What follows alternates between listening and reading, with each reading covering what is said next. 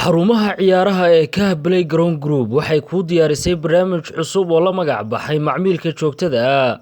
Waa kan mid ka mid ah howlwadeennada Kaah xarumaha ciyaaraha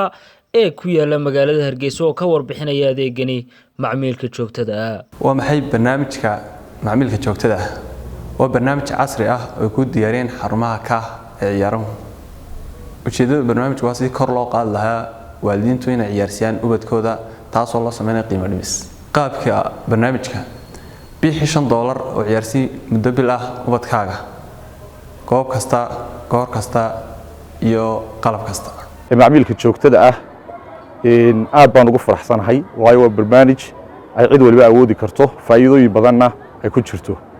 anigu waxaan ahay macmiilkii koobaad runtii barnaamijkan istiiwaan geliya marka wiilkayga ayaan u sameeyay barnaamijkan muddo bil ah baan istiiwaan geliyay runtii aad baan ugu faraxsanahay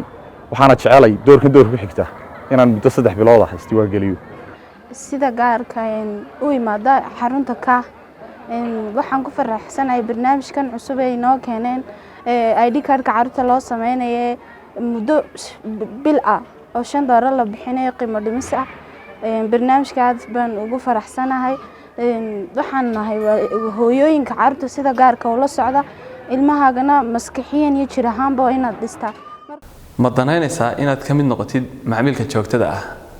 tag xarumaha kala duwan ee Kaah wixii faahfaahin kala xiriir nambarada hoos ku qoran haddaba hamoogaan jaaniskan qaaliga ah oo booqo xarumaha ciyaaraha ee Kaah si aad isu diiwaan geliso bisha oo dhan ku ciyaarsi ilmahaaga $5 oo kaliya wixii faahfaahin intaasi dheerna kala xiriir telefoonada iyo ciwaanada shaashada ka muuqda